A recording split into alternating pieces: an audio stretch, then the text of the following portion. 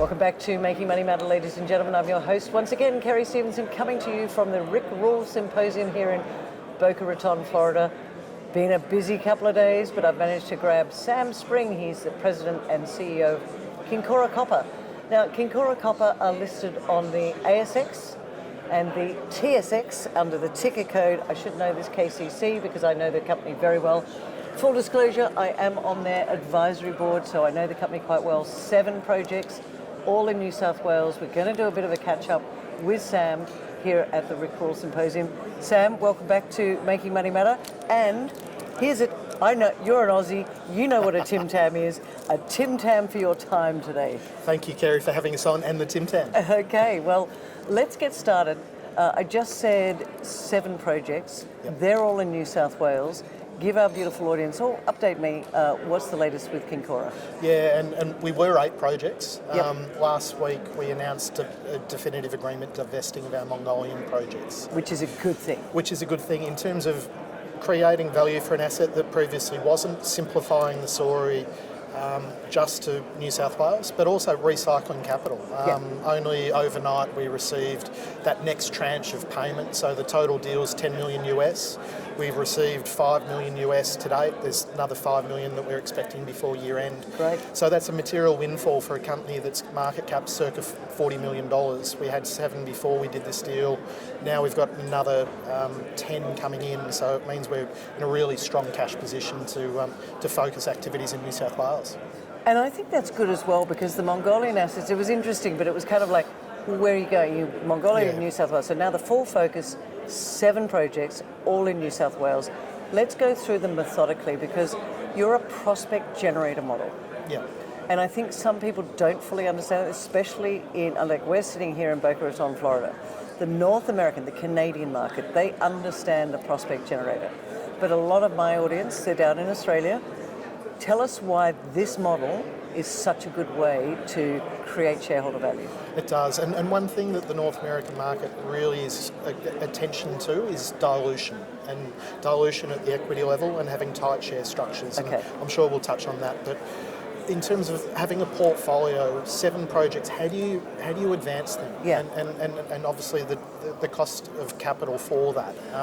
But by having these partners, that dilution is at the project level, and it means that you can be more scalable. And ultimately, as an explorer, how do you get the numbers in your favour? How do you have as many shots on goal to making that big discovery, which is why we're in the industry?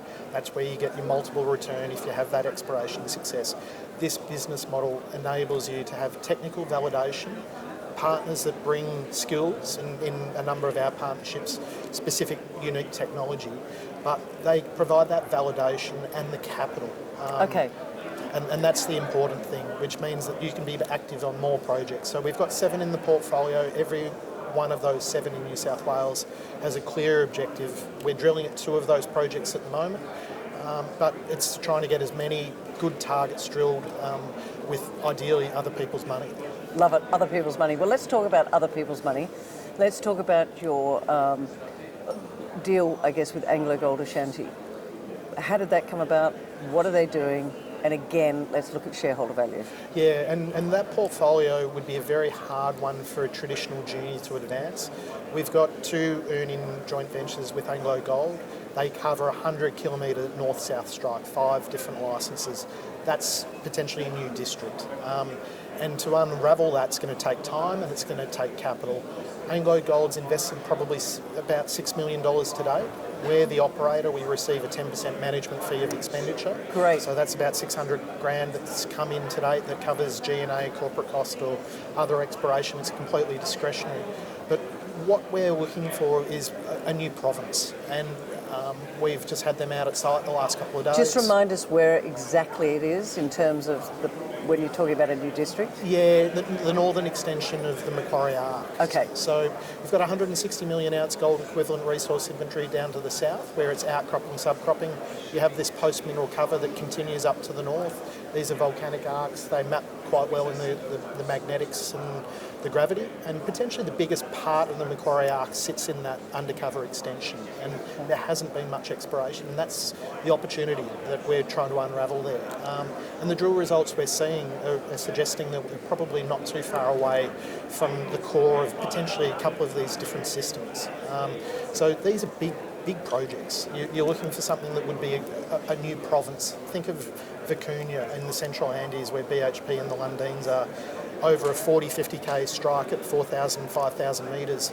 They've made multiple big discoveries that have unlocked over $10 billion worth of value. So wow, that's a big prize, and that's when you're a major like Anglo Gold Ashanti, who are the world's fourth biggest gold miner. They can go to any jurisdiction, they can go to any terrain. What they're looking for with us and a couple of other ventures that they're investing in is this new province scale opportunity. how fast can you fast track it somehow? Are you going to use new technology to try and unravel this? Because people sometimes think, oh, it's just so easy to go find it. It's not that easy, and it does, as you say, take time. It does, and the great thing about having a major like that is you get leverage in terms of exposure to their in-house technical team, in-house geophysicists, all those things that as a junior you don't have those resources, but also the best contractors out there in terms of consultants, experts in these specific fields. So we're able to tap into that network and apply as better practices as you possibly can to try and shortcut that process. But ultimately, we've got the benefit of not having to worry about having to go to the public markets. We have quarterly JV meetings and they come out to site as they've just done. Oh, they've just been out to site? This week, yeah. Okay, oh, this week, all right. And so what's the feedback been? Extremely positive. Okay.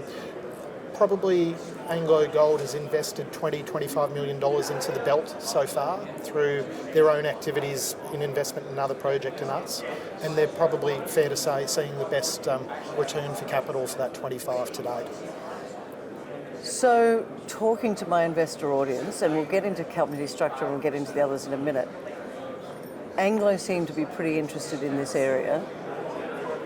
Are you pretty confident that this is going to, because again, when you find something, the market could get quite excited. Yeah. But you haven't found something yet.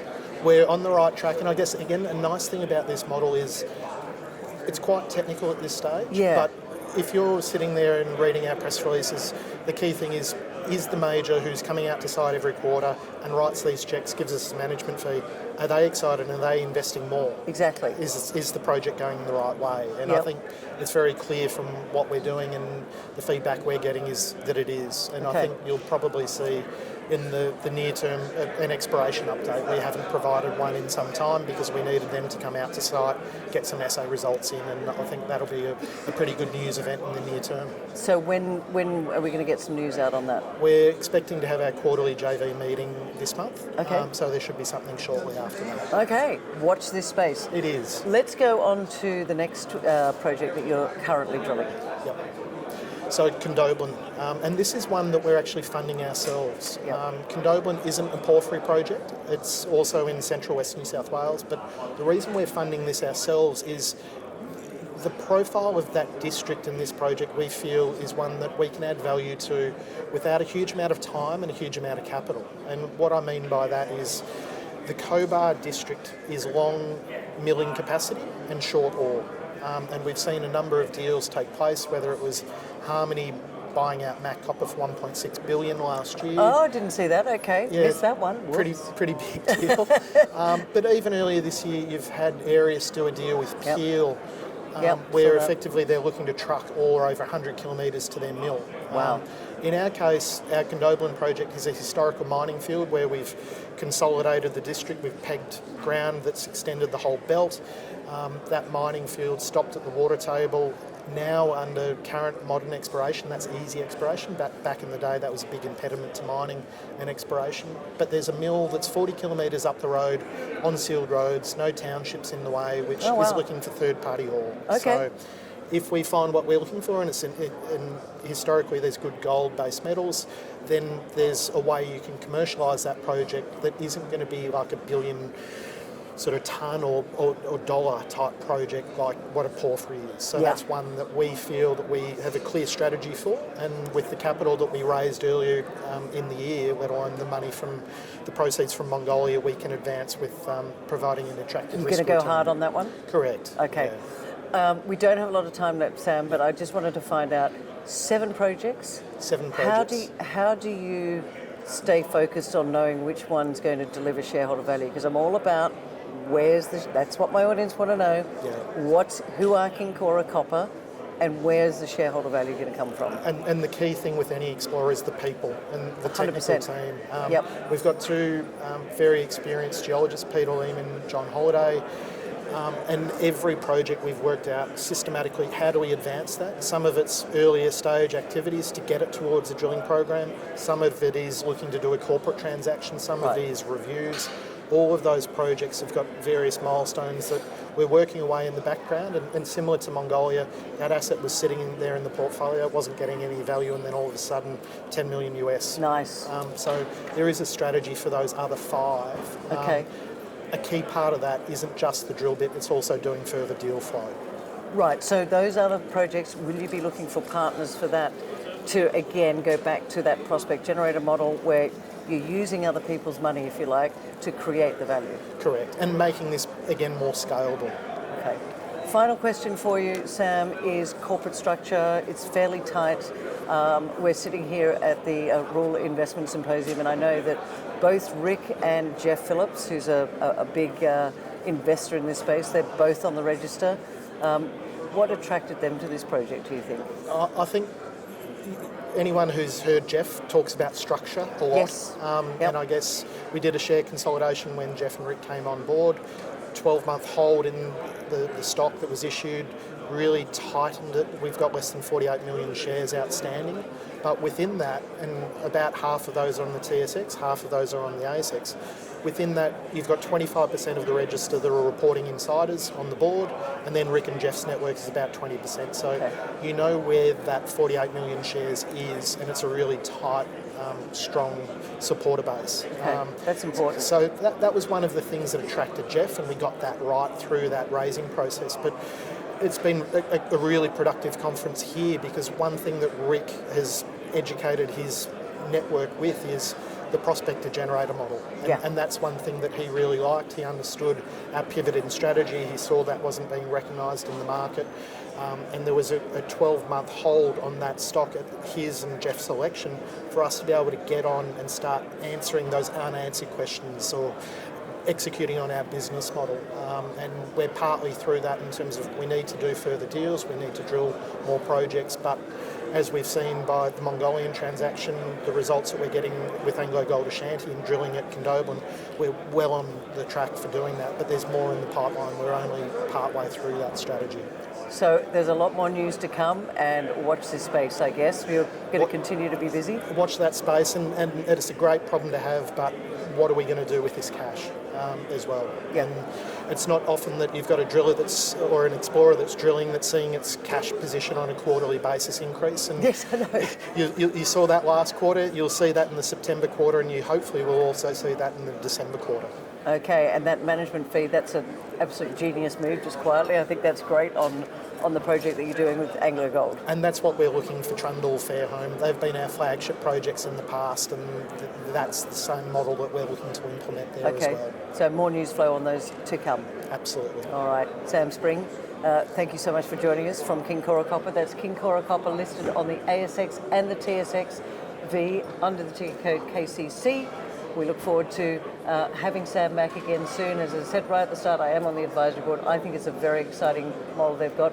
They've simplified it. The Mongolian assets are gone, 10 million US into the coffers so that they can get on with absolutely more drilling, more shareholder value, but a good, tight corporate structure. That's why Jeff and Rick like the project. I hope you like this conversation. If you did, hit the like, the subscribe, share it with others that you think might like to know about Kincora Copper. Thanks for joining me here at the Rick Rule Symposium.